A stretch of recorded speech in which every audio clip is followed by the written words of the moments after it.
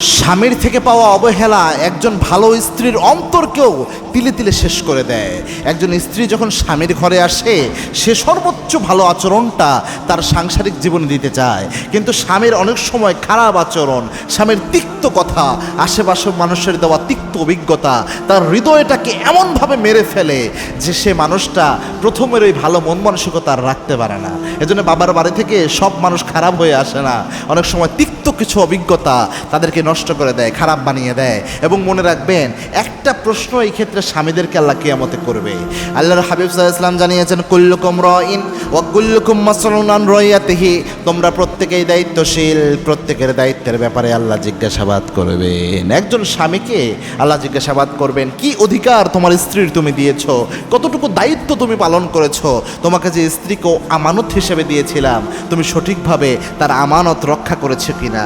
আপনি যাচ্ছে তাই আচরণ স্ত্রীর সাথে করবেন আর চেলচেলাইয়া জান্নাতে চলে যাবেন, এই ব্যাপারটা এত সহজ না। In the day of judgement আল্লাহর দরবারে আপনি আসামি হয়ে যাবেন।